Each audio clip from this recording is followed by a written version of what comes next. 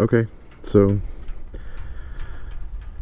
first beautiful day of the year, one of the first beautiful days of the year, and I want to get the motorcycle out and just do a brief discussion on why I'm a fan of the Victory motorcycle. Well, first of all, just look at it. I mean, the curves of this bike are unlike anything on the market. The fenders, the lines of the fenders are reminiscent of the older school Indian Scouts, in my opinion. The scalloped gas tank, it's what you would pay big money for on a custom built chopper or a Harley or any other kind of bike that you would get from a custom shop. The scalloped Frenched in gas tank with the seat is another huge price that you would pay from a builder to do for you on your Softail or bagger or anything else. The Frenched in tail light is totally smooth, doesn't stick out from the fender like most bikes do. It's a custom built cruiser from the factory. It's got a gear drive primary, so you don't have to worry about maintaining a chain. It's overhead cam, so there's no extra loss of power with push rods that most American V-twins would have. It's a 4-valve head, makes more power, has 50% more valve area than say a Harley or an Indian. Right side drive, you can see the drive belt there. It's very simple to change the belt on these things. You could literally pull the back tire, take the cover off, change the belt, put the new one on, tighten up the back tire, and in an hour or less, if you had the right tools, you're back on the road. So it's just maintenance, easy and simple, and cheaper, so to speak. You see the thing there that looks like an radiator. It's actually an oil cooler. What Victory did with this was take the oil and add a high pressure oil pump, circulate the oil through the engine like a lot of Japanese cruisers did with coolant and water, but they use the engine oil to run through the engine, the cylinder head, and back down into the primary, through the engine oil cooler, and then back into the oil reservoir. It just was a more efficient way of keeping the engine cool, as opposed to just about everything else that it competes with or competed with on the market at the time. And it just made for, again, more efficient engine, more powerful engine, and a cooler engine. It's got an inverted front end on it. You see the forks are upside down compared to most conventional cruiser suspension, and it does help aid in rigidity of the front end. The ride's a little better, smoother, and better handling all around. It's got a monoshock back end, meaning instead of like a, say, a Harley or some of the other competitors which have two outboard rear shocks, it's got an inboard rear shock with 4 inches of travel. It's just a phenomenal ride, phenomenal handling motorcycle. This thing was 20 years ahead of its time, and those of you who've never owned one or ridden one, you don't know what you're missing out on. You never knew how good these things are. So let's take it for a ride. Let's go cruise around some back roads here and just talk about how well it runs and rides and handles.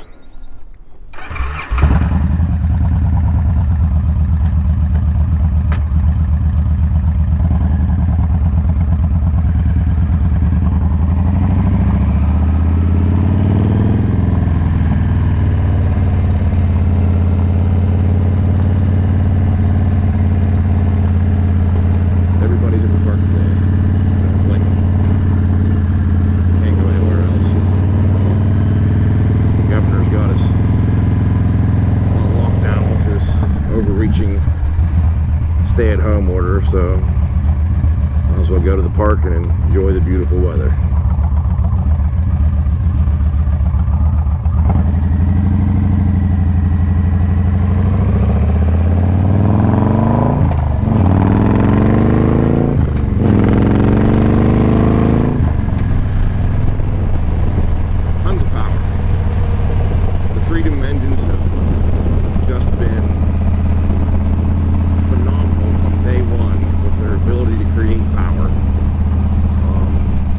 So with slightly more RPM than your traditional pushrod V-twin with 2 valves.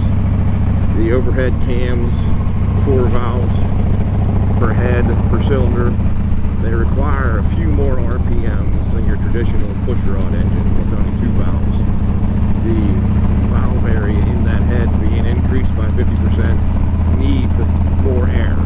So those cams need to spin a little bit faster, a little bit more often to keep the valves open so you make more power.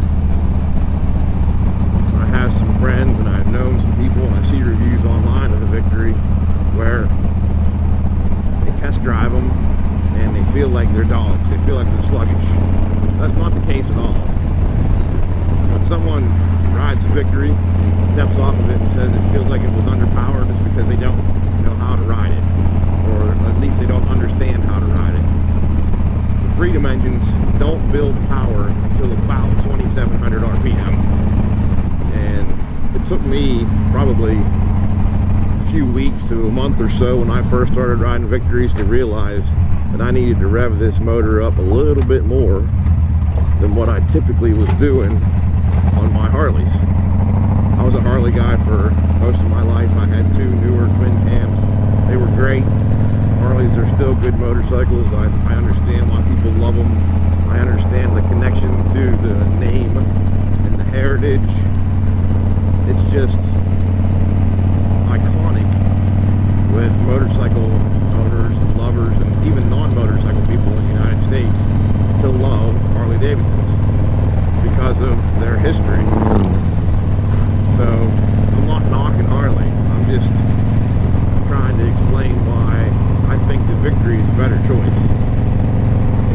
It doesn't have the history or the nostalgia. It never will now, thanks to Polaris. But you know, these things came out, if memory serves me right, on July 4th, 1998. Hence the Freedom name and the engine, the Freedom 92. Freedom 100, the Freedom 106. They wanted to come out with an American motorcycle and have it be wrapped up in or tied to Americana as much as they could without history on their side. So they released this thing on July the 4th. Easily the most patriotic holiday in the country, in our history. It's just what it is. It is Patriots Day. Actually, it's September 11th, but it is Independence Day. So when Victory was released, it was on July 4th, 1998. That's the 1999 models. And they struggled to find their place in the market for a few years. They had some loyalists who bought into them right away, loved them. These guys still love them.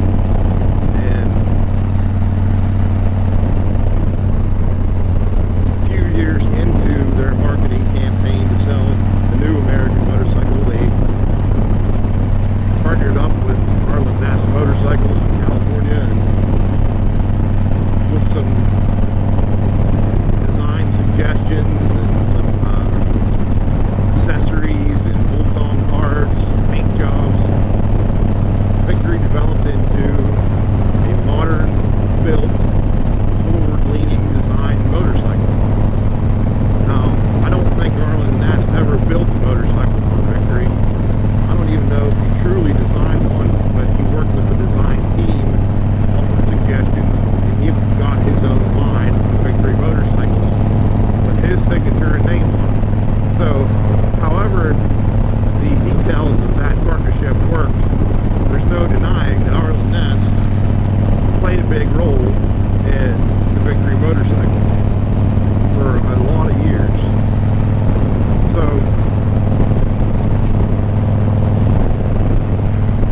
by the time 2012 rolled around, I was without a motorcycle for a year or so due to various reasons in my personal life, and I come back to a point where I was ready to buy another one.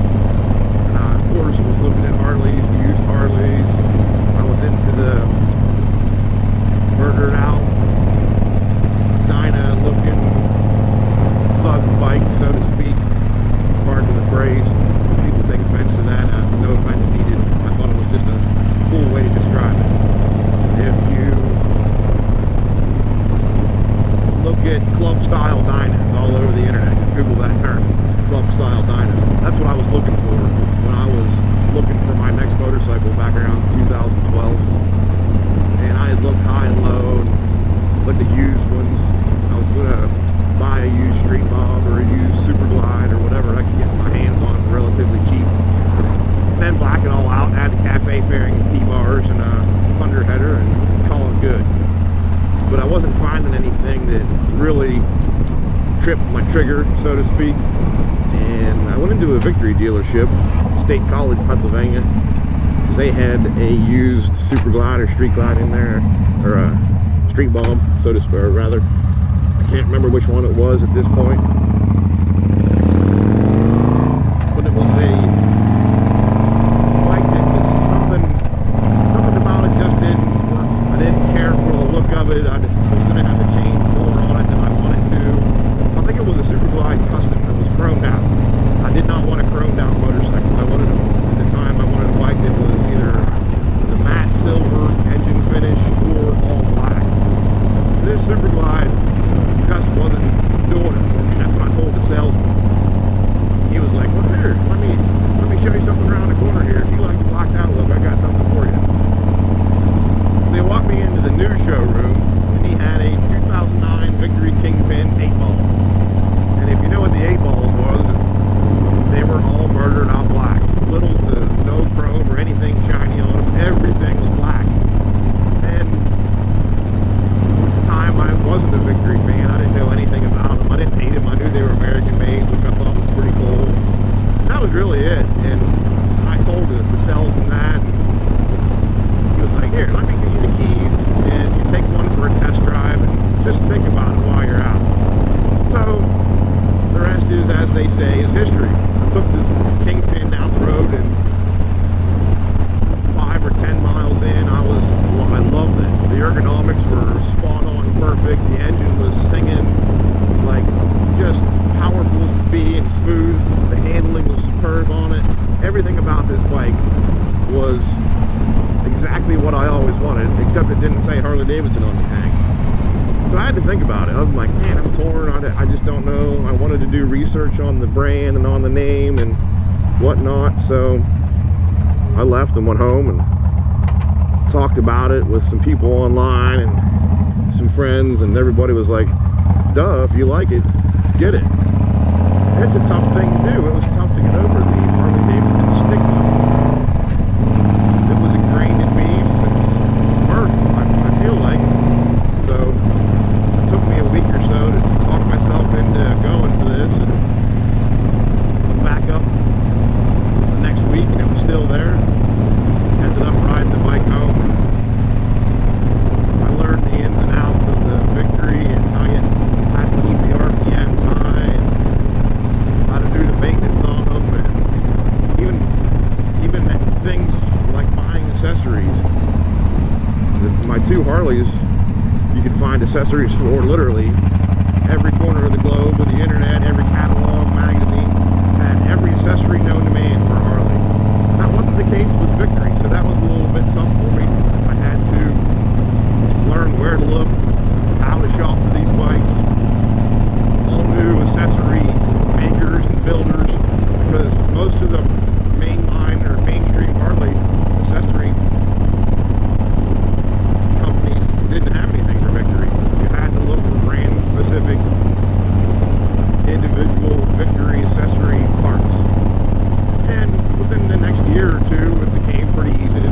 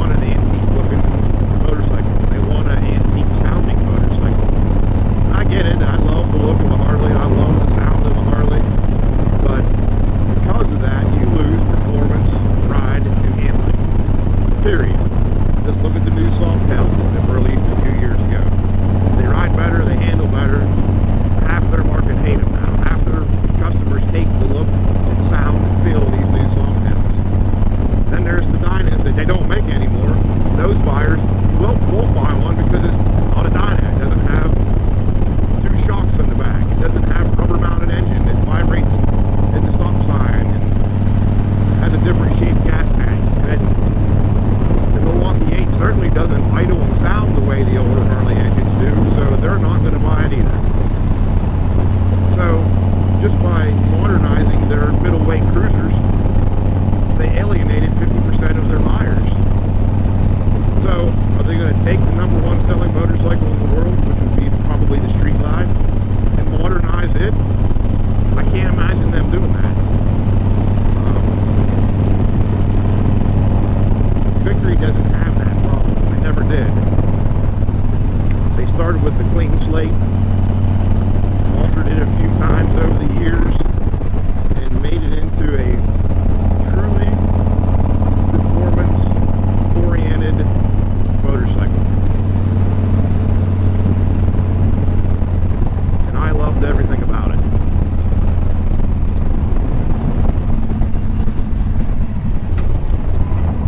Much to my dismay, and those of us who loved Victories over the years, developed a passion for the brand and the motorcycles. January 7th, 2017, Polaris decided to pull the plug on it. They stated that they couldn't afford to keep producing the Victory motorcycles because they were losing money on it year in, year out. I don't know, there's much speculation on this. It's hard to find anything accurate on it because Victory, up to this day, never once released production numbers from year to year. They won't release that information. It makes it feel like Polaris and Victory are covering up things. They don't want people to know that they just gave up on it and went with the Indian. It's their choice, big deal, can't change it. No sense crying over spilled milk, but it's a frustrating, heartbreaking thing that doesn't make sense to most of us. But nonetheless, motorcycle with a better frame, better suspension, more powerful engine, more efficient engine, easier, cheaper maintenance, better ergonomics is now gone. And they're now a defunct thing, and man, it's a tough pill to swallow. So I get out, ride my Victory that will never be able to be replaced because they don't make them anymore. The only way to replace this bike is to find one similar and ride it until it needs replaced. So it's a tough act to keep going. Parts are still readily available, accessories are still readily available, but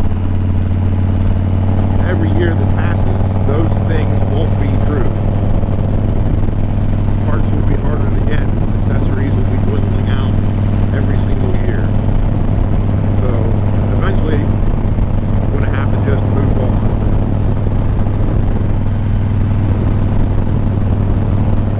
I very well may keep this bike forever. Just use it for a few thousand miles a year, maintain it as well as I can, keep it in the garage with the cover over it, and always have it. It's easily my favorite cruiser. The Kingpin is just an amazing, great handling bike. The ergonomics are made for a guy like me. I'm 6'3". All I had to do to this bike was put slightly longer, taller risers on it, so I wasn't leaning forward to reach the handlebars, and I could ride this bike for 500 miles a day. It's that comfortable to me to ride. Now I'm missing wind protection and weather protection, but that's okay. I don't know that I would ever add anything to this bike to throw the lines of it off anyway. This bike is perfectly beautiful as it sits. I don't want to screw that up. But what would I replace it with? I've looked, as I said, I worked for Harley a few years ago. Their bikes are good enough now that they would compete with this bike. This bike's a 2011. A few years ago when Harley released the Milwaukee 8, they actually put a 4-valve head in it, and I'm not 100% sure if I remember right, but I think there may be oil cooling in that thing now, or at least maybe an option.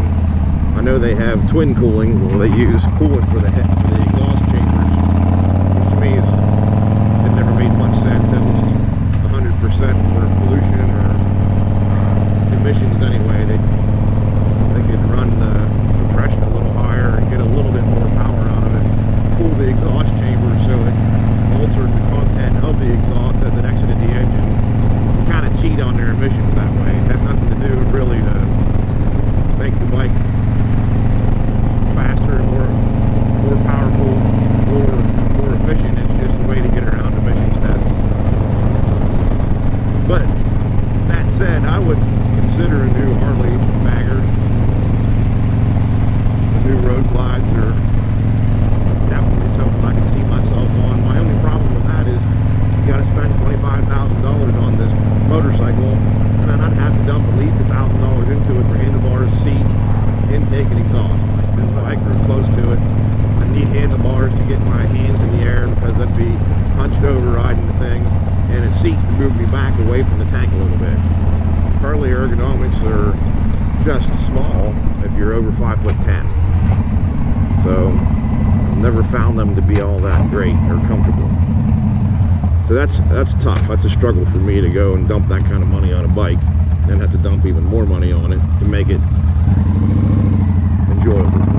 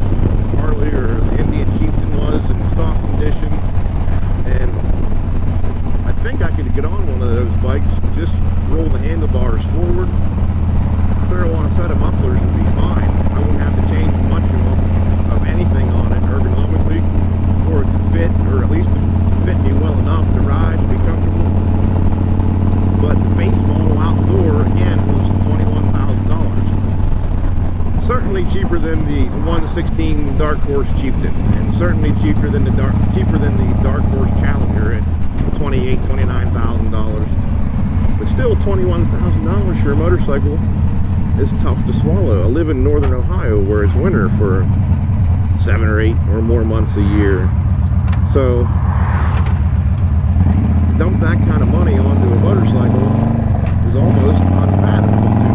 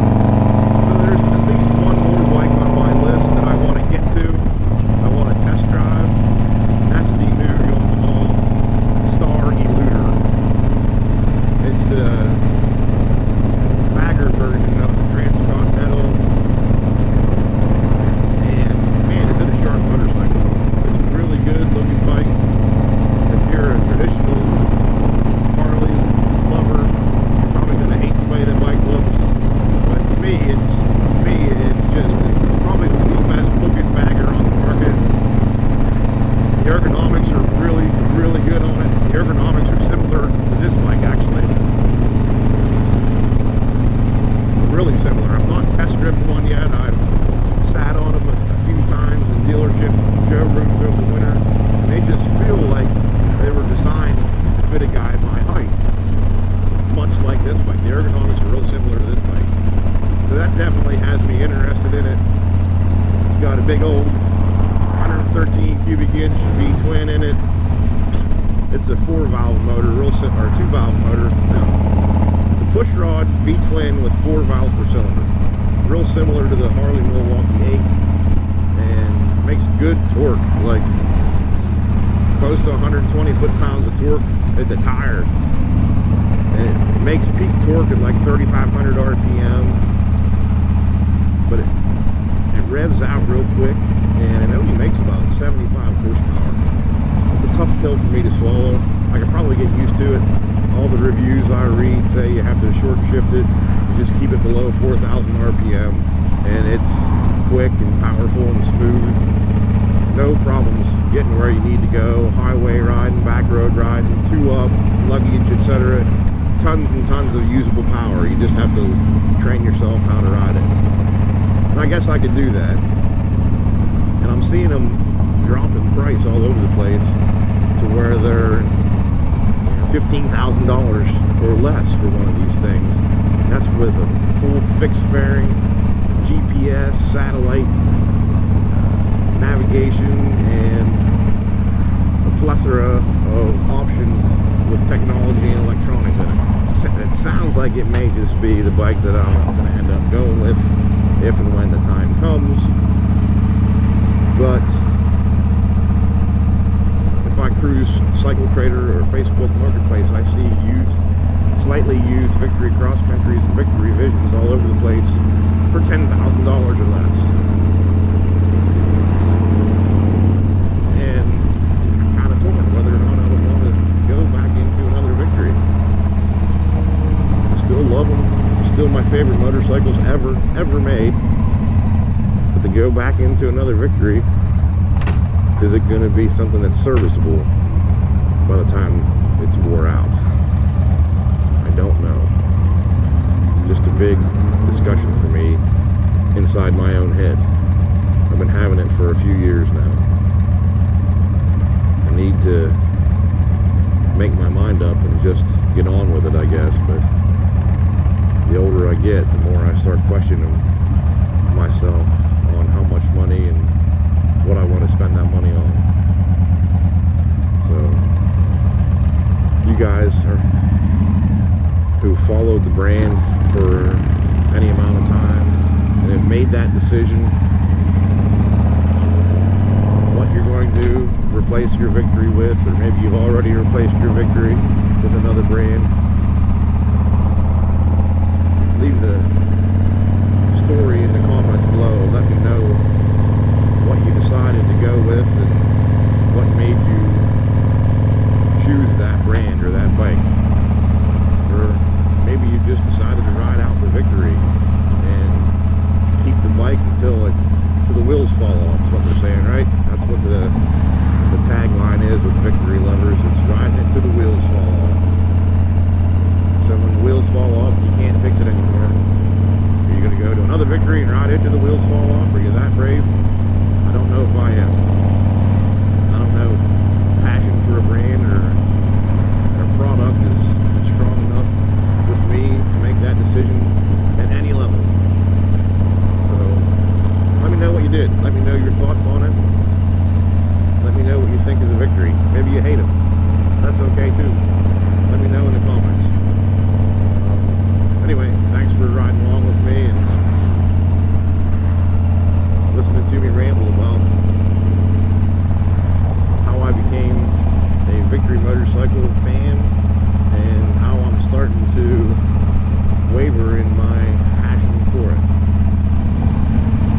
Anyway, if you find this kind of stuff interesting, like the video, subscribe to the channel, and I'm going to try to add regular content similar to this as often as I possibly can. The weather's getting nice here in Ohio. I'm hoping to hit a few dealers up in my area so I can do some test drives. Come along with me on my journey to my next motorcycle. Anyway, talk to y'all later.